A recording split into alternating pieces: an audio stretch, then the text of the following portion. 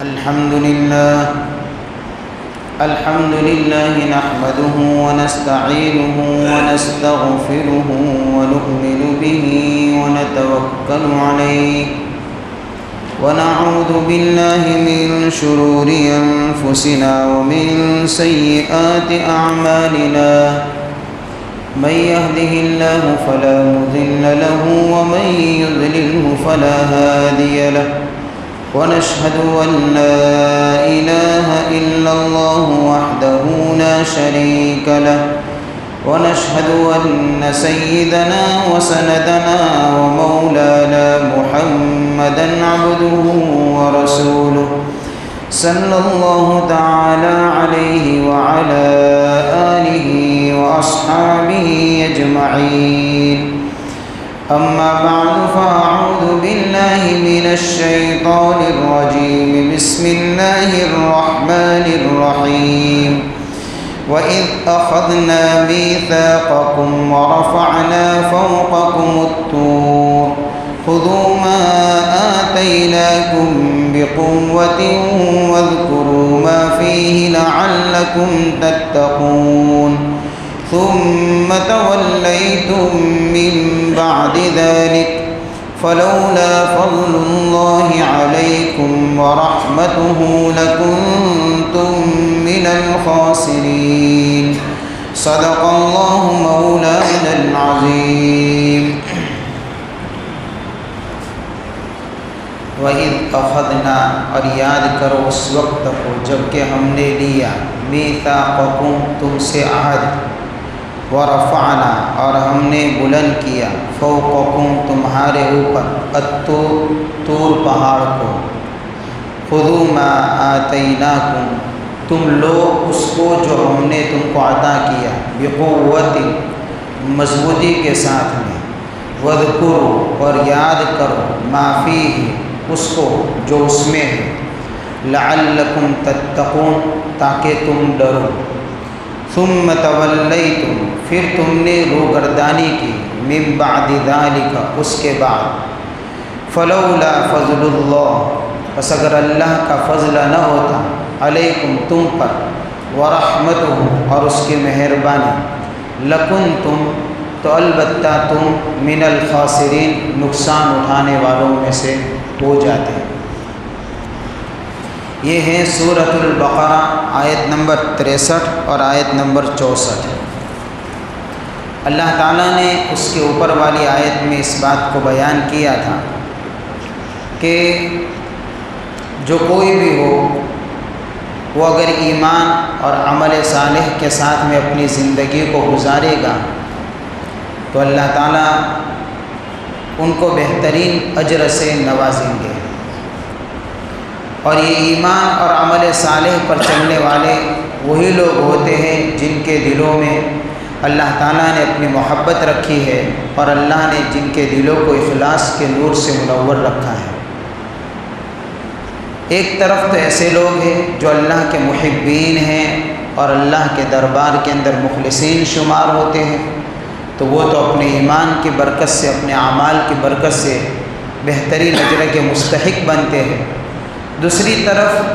ایسے لوگ بھی ہیں جو سرکش ہے، باغی ہے، ضدی ہے، اور اس طریقے سے ایسی نافرمانیاں ان کے اندر بھری ہوئی ہیں کہ ان کو احکامات منوانے کے لیے جب تک ان کے اوپر سختی نہ کی جائے، جب تک ان کے اوپر کچھ ایسی یعنی کہ ایسا معاملہ جب ان کے ساتھ میں سختی والا نہ کیا جائے تب تک ایسے لوگ مانتے نہیں ہیں۔ جیسے مذکورہ آیت کے اندر آیت نمبر 63 کے اندر اسی بات کو اللہ نے بیان فرمایا کہ بنی اسرائیل کو ہی دیکھ لیجئے، وہ قوم بھی ایسی ہی تھی۔ معاملہ ایسا تھا کہ بنی اسرائیل بار بار حضرت موسیٰ علیہ السلام سے تقاضا کرتے تھے کہ ہمارے لیے کوئی شریعت ہونی چاہیے، کوئی آسمانی کتاب ہونی چاہیے، تو ہمارے سامنے آئے تو ہم اس کے احکام پر عمل کریں گے اور اس کی باتوں کو ہم مانیں گے اور اس کے مطابق زندگی گزاریں گے۔ ان کے بار بار تقاضا کرنے کی وجہ سے اللہ تعالیٰ نے ان کو تورات عطا فرمائی حضرت موسیٰ علیہ السلام کے ذریعے سے۔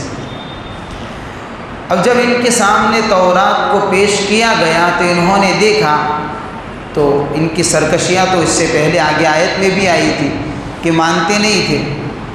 تو طرح طرح کے بہانے ڈھونڈنے لگے۔ تو جب ان کے سامنے تورات اور اس کے احکام کو پیش کیا گیا اور انہوں نے اس کو سنا، تو سننے کے بعد وہ کہنے لگے کہ اس کے احکام تو بڑے بھاری اور مشکل ہیں، لہذا ہم سے عمل نہیں ہوگا۔ یعنی اس کے احکامات کو ٹھکرا ہی دیا کہ ہم نہیں مانیں گے ایسے مشکل کاموں کو اور مشکل احکام کو۔ تو پھر اللہ تعالیٰ نے ایسے سخت مزاج قوم کا ایک علاج کیا کہ ان کی ہر درمی اب بہت بڑھ چکی ہے، یہ لوگ تورات کے احکام کو واضح طور پر انکار کر کے ٹھکرا رہے ہیں،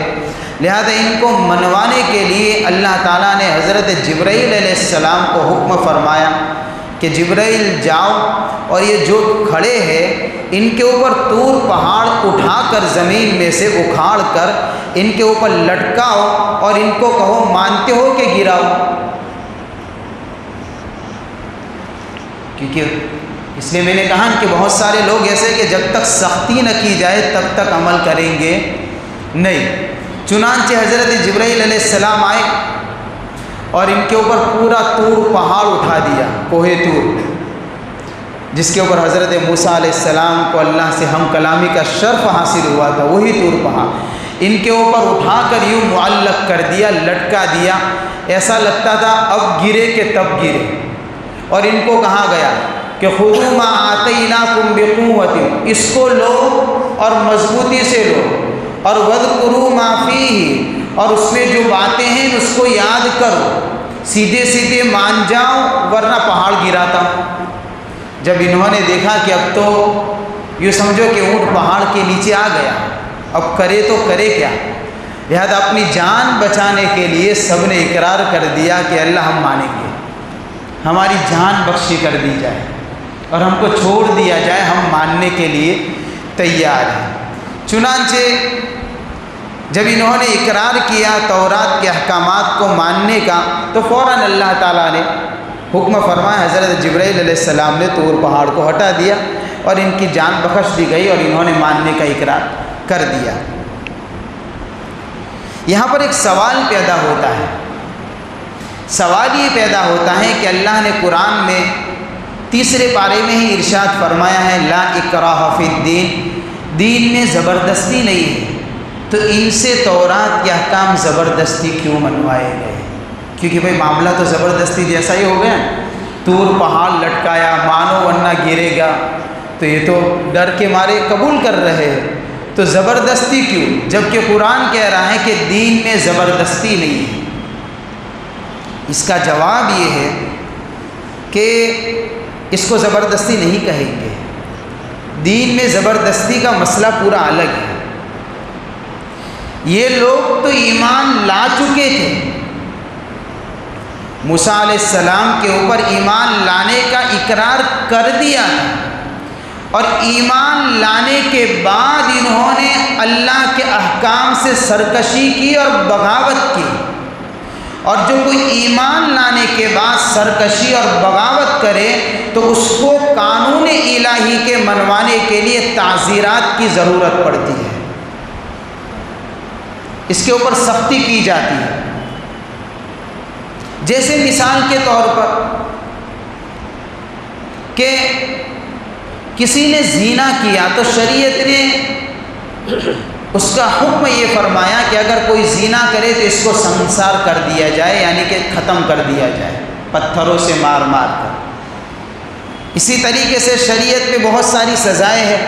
چوری کرے تو ہاتھ کاٹ دو، الزام لگائے کسی پاک دامن عورت کے اوپر تو اس کو یہ سزا دو، کوڑے برساؤ۔ اب یہ چیز کیا ہے؟ یہ زبردستی نہیں ہے، بلکہ یہ تو تعزیرات ہے، اور یہ اللہ کی طرف سے مقرر کردہ سزائیں ہیں ان لوگوں کے لیے جو لوگ قانون الہی کے خلاف بغاوت پر اترتے ہیں، تو ان کو سزا دی جاتی ہے۔ اب کوئی بھی ان سزاؤں کو یہ نہیں کہتا کہ ان کو تو زبردستی کی جاتی ہے، کون کہے گا؟ بلکہ عین انصاف کا تقاضا ہی یہ ہے کہ جو اللہ پر ایمان لانے کے بعد اللہ کے قانون کے خلاف چلے تو اس کو قانون الہی پر لانے کے لیے جو وقت کا یعنی کہ ماحول کا تقاضا ہوگا اس کے مطابق اس کے ساتھ میں سختی کی جائے گی۔ لہذا جبر نہیں ہے، یہ زبردستی نہیں ہے۔ ایسا ہی معاملہ بنی اسرائیل کے ساتھ میں تھا کہ وہ لوگ بھی ایمان تو لے آئے تھے، ایمان لانے کے بعد اب تورات کے احکام کو ٹھکرا رہے تو ان کو سیدھا چلانے کے لیے اللہ کی طرف سے گویا کہ ایک طرح کی سزا مقرر کی گئی تھی۔ اب مسئلہ رہا کسی کافر کو زبردستی کر سکتے ہیں؟ تو کہتے ہیں شریعت کے اندر نہ آج تک کوئی قانون ایسا ہے اور نہ آج تک کوئی ایک واقعہ ایسا پیش آیا ہے، پوری تاریخ اور پوری سیرت کو اٹھا کر دیکھ لیا جائے کہ کسی بھی غیر مسلم کو اسلام قبول کروانے کے لیے کسی بھی طرح کی زبردستی اور جبر اور مجبور نہیں کیا جائے گا، اور اگر کوئی کرے گا تو اس کا طریقہ غلط ہے۔ اس کو کہیں گے اکراہ فی الدین، یعنی دین میں زبردستی، کہ کسی کافر کو تلوار کے زور پر کہا جائے کہ قبول کر ورنہ قتل کر دیا جائے گا، یہ نہیں ہے۔ اور یہ ہے زبردستی دین کا مطلب یہ ہے کہ کسی کو ہاتھ مروڑ کر مسلمان بنایا جائے۔ کیا کیا جائے گا اس سلسلے میں کہ اسلامی تعلیمات کو ان کے سامنے واضح کیا جائے گا، بیان کیا جائے گا، دین کی باتیں ان کے سامنے رکھی جائے گی، مانے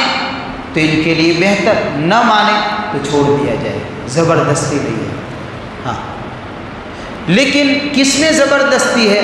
کہ اگر کوئی مسلمان ہو گیا اور مسلمان ہونے کے بعد اب مرتد ہو رہا ہے، اب دین اسلام کو چھوڑ رہا ہے، تو روایتوں سے پتہ چلتا ہے کہ ایسے مرتد کی سزا قتل ہے، اس لیے کہ اس نے ایک مرتبہ اللہ کے عہد کو قبول کیا، اب قبول کرنے کے بعد ٹھکرا رہا ہے۔ جس نے قبول ہی نہیں کیا اس پر جبر نہیں ہے، اس پر زبردستی نہیں ہے، اور جو قبول کر کے ٹھکرا رہا ہے تو یہ زبردستی بھی نہیں ہے، بلکہ اس نے جو عہد توڑا ہے اس کی سزا ہے یہ تو، اور جرم کے اوپر سزائیں تو دی جاتی ہیں، حکومت کے بھی قانون بنا کرتے ہیں، اور ایسی سزائیں ہیں کہ اگر ان سزاؤں کو نافذ کیا جائے تو آدمی کو قتل کیا جائے گا، پھانسی کی سزا ملے گی۔ اب اگر کوئی حکومت کے قانون کے مطابق کوئی پھانسی کی سزا کا مستحق ہو گیا تو کوئی یوں کہے گا کہ بھئی حکومت زیادتی کر رہی اس کے سامنے، بھئی تو جرم کی سزا ہی ہے۔ تو اصل اکراہ فی الدین یعنی دین میں زبردستی کا مطلب یہ ہے کہ ہاتھ مروڑ کر کسی کو مسلمان بنایا جائے، اور یہ شریعت نے بنا ہے۔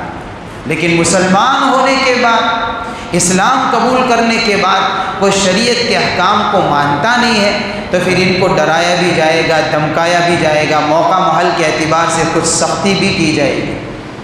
یہ بھی ہوگا۔ دیکھیے اس آیت سے ایک بات کا پتہ چلتا ہے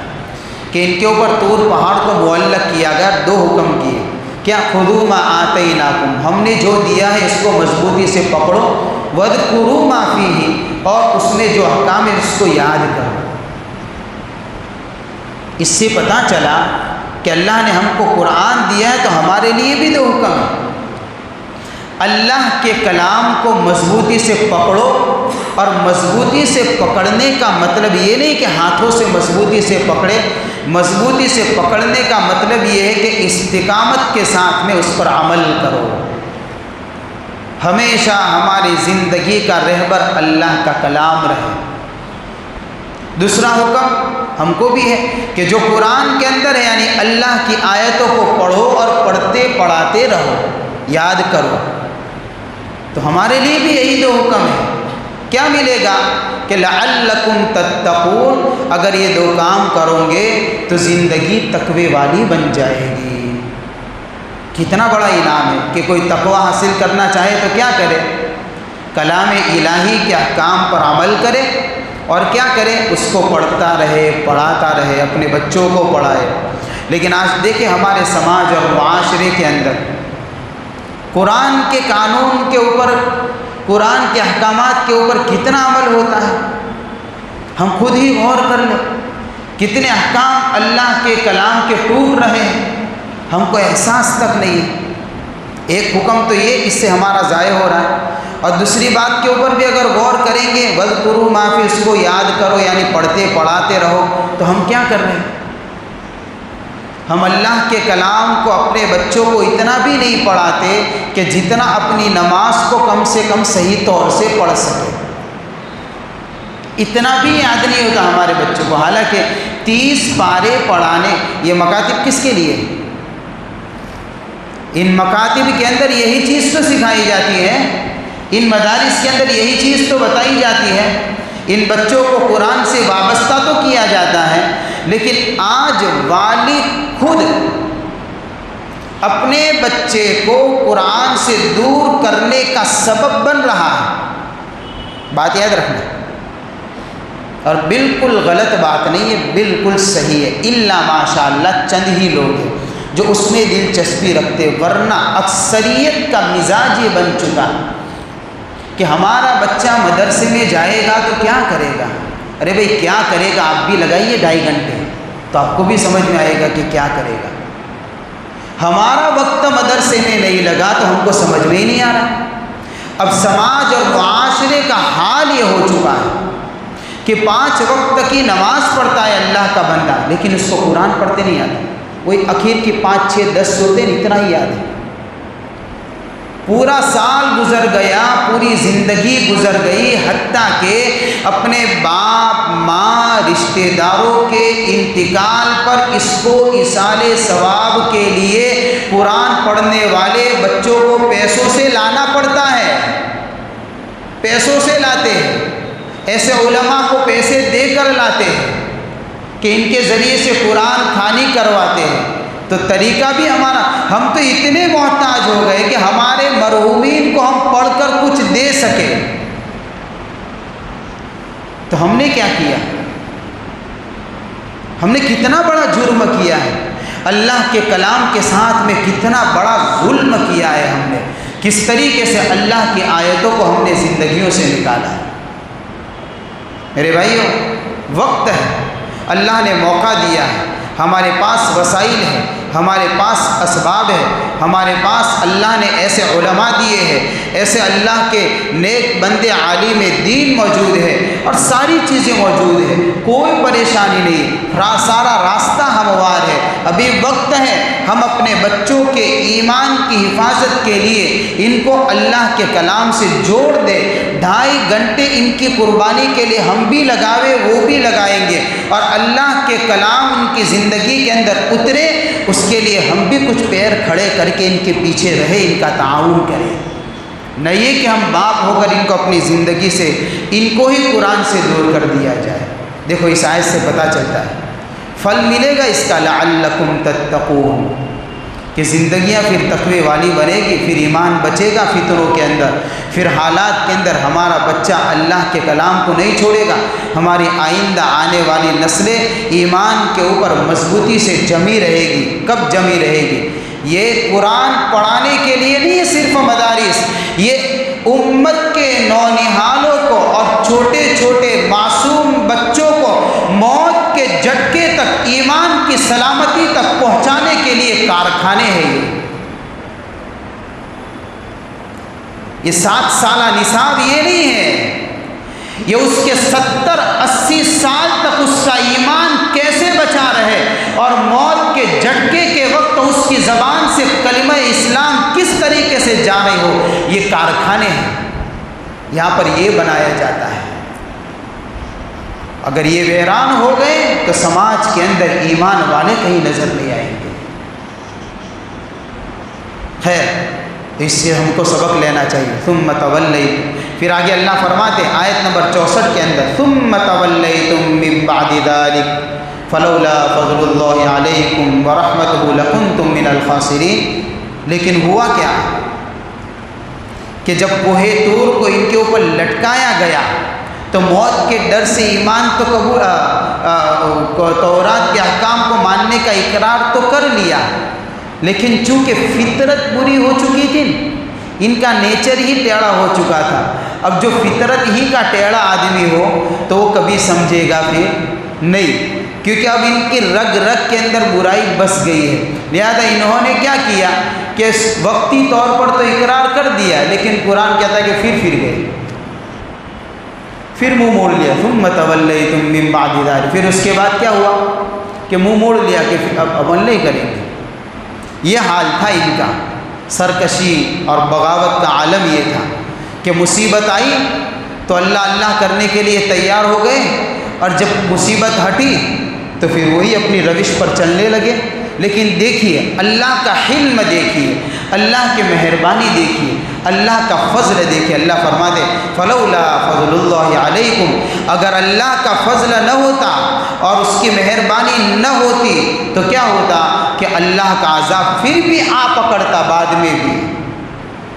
اور اللہ ہمیشہ کے لیے ان کو تباہ کر دیتے، برباد کر دیتے۔ لیکن اللہ نے فضل فرمایا، اللہ نے مہربانی کا معاملہ فرمایا کہ کوہ طور کے ہٹانے کے بعد، اقرار کرنے کے بعد پھر سرکشی کی ہے، پھر بھی اللہ نے فضل یہ فرمایا، ان کو توبہ کی مہلت دی، ان کو استغفار کی مہلت دی، ان میں انبیاء کے سلسلے کو چلایا، مختلف زمانے میں مختلف انبیاء آئے، چلو آج نہیں مانا بعد میں مان جائیں گے، وقت پر وقت اللہ دیتے رہے، یہی اللہ کا فضل ہے، یہی اللہ کی مہربانی ہے، ورنہ تو ان کی بدعہدی اور عہد شکنی کا تقاضا تو یہ تھا کہ اسی وقت اللہ کا عذاب آتا اور ان کو کیا کر دیا جاتا، تباہ اور برباد کر دیا جاتا۔ اور اللہ نے اتنی مہلت دی اور اللہ نے اتنا بڑا فضل فرمایا کہ ان کو نبی آخر الزماں جیسی عظیم ہستی سے ملایا، حضور کے زمانے تک آئی ان کی نسلیں، ہے نا، آخری شریعت کو انہوں نے دیکھا۔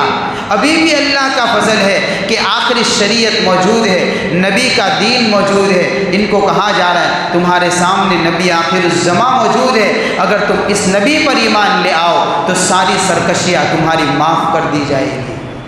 لیکن اگر ایمان نہیں لائیں گے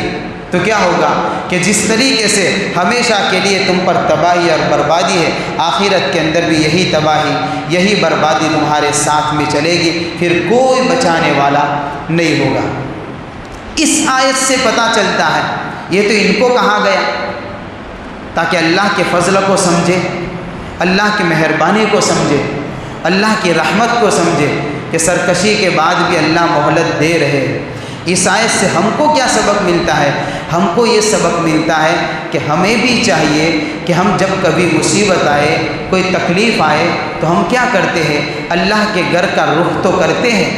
نوافل پڑھتے ہیں، دعائیں کرتے ہیں، ذکر کرتے ہیں، توبہ کرتے ہیں، استغفار کرتے ہیں، پریشانی آئی ہے تو ہر طرح کے اعمال بندہ کرتا ہے، لیکن جیسے ہی پریشانی ہٹ جاتی ہے تو پھر بندہ اللہ کے در کو چھوڑ بیٹھتا ہے۔ مصیبت کے وقت اللہ کو یاد کرنا جیسے انہوں نے کیا، اور مصیبت ٹلی تو اللہ کو بھلا دینا، یہ بندگی کا تقاضا نہیں ہے، یہ بندے کی بندگی نہیں ہے۔ یہ تو اس کی مثال تو ایسی ہو گئی جیسے کہ خود غرض آدمی ہوتا ہے، ضرورت پڑتی ہے تو کسی سے دوستی بناتا ہے، اور جب ضرورت ختم ہو جاتی ہے تو جس دوست نے اس کے اوپر احسان کیا ہے اسی کو ٹھوکر مارتا ہے۔ یہ تو خود غرضی ہو گئی۔ آج یہ کمزوری ہمارے اندر بھی ہے، اس لیے ہم کو بھی سمجھنا چاہیے۔ دیکھو ان آیات سے ہم کو یہ سبق ملتے ہیں، یہ ہماری زندگیوں کے لیے رہنمائیاں ملتی ہے کہ ہم ایسا نہ ہو کہ مصیبت میں تو اللہ کرنے والے بنے، رونے والے بن جائے، توبہ کرنے والے بن جائے۔ ہر وقت جب بھی دیکھو فرائض تو چھوٹتے ہی نہیں ہے، بلکہ اب تو نوافل کی بھی پابندی ہو گئی، اور وقت ملے گا تو رات کے اندھیروں میں بھی اللہ کا بندہ اٹھ کر اللہ کے سامنے روتا ہے، دعائیں کرتا ہے، جو ملتا ہے اس سے دعاؤں کے لیے کہتا ہے، اور پتہ نہیں کیا کیا عمل کرتا ہے، اس کو جو کہا جائے وہ سب کچھ کرتا ہے۔ یہ دعا پڑھو تو پڑھتا ہے، یہ عمل کرو تو کرتا ہے، اس سے دعا کرواؤ تو اس کے پاس بھاگتا ہے، کیونکہ پریشانی کے جال میں ابھی جکڑا ہوا ہے، پھنسا ہوا ہے۔ لیکن جب اللہ نے لوگوں کی دعاؤں کی برکت سے اور اس کی دعاؤں کی برکت سے اور اس کے اعمال کی برکت سے اس پر آنے والی مصیبت کو جب اللہ نے ٹلا دیا، اللہ نے ہٹا دیا، فوراً دھیرے دھیرے پھر کبھی فجر قضا ہوئی، اس لیے کہ پھر کاروبار کی وجہ سے رات کو تھک گیا تھا، کاروبار اچھا چلتا ہے، پھر تھوڑے دن ہوئے تو گراگی کے اندر تھا تو ظہر بھی چلے گئی، کہ پھر تھوڑے دن ہوئے تو پھر نثر بھی جاتی ہے، اب تو نوافل کا وقت تو ملتا ہی کہاں ہے، اب تو ایک ایک فرض بھی جا رہی ہے نا۔ ایسا ہوتا ہے جب مچھی کا بزنس ڈاؤن چلتا ہے تو ہم ہر ایک سے دعائیں کرتے ہیں، لیکن جہاں بھی اللہ نے کاروبار میں برکت دے دی تو پھر ہوتا کیا ہے کہ پھر اللہ کے بندے مسجدوں سے دور ہوتے ہوئے نظر آتے ہیں۔ یہ بھی ہمارا حال ہو چکا ہے، لہذا بندگی کا تقاضا نہیں ہے، یہ ہمارا طریقہ غلط ہے۔ نہیں، اللہ کو تو ہر حال میں یاد کرنا ہے، بیماری میں، تندرستی میں، امیری میں، غریبی میں، خوشی میں، غمی میں، تنگی میں، وسعت میں، جو بھی حال آ جائے بندے کے اوپر ہمیشہ اللہ کو نہیں بھلانا ہے۔ جو اللہ مصیبت کو اتارتا ہے اور اس مصیبت کو ٹلاتا اور ہٹاتا ہے، وہی اللہ خوشگوار حالات کو بھی بناتا ہے۔ تو ایسا کیسے ہو گیا کہ مصیبت میں تو اللہ یاد آ گیا اور جب اللہ نے خوشگواری دے دی تو اللہ ہی کو بھلا دیا، اور ہم یہ سمجھنے لگے کہ سب میری ذہانت سے ہوا ہے، میری سمجھداری سے ہوا ہے۔ نہیں، یہ بندگی کا تقاضا نہیں ہے۔ اللہ تعالی ہمیں صحیح سمجھ عطا فرمائے اور صحیح معنوں میں اپنی زندگیوں کے رخ کو صحیح کرنے کی توفیق عطا فرمائے، قرآن احکامات پر عمل کرنے کے اللہ توفیق عطا فرمائے۔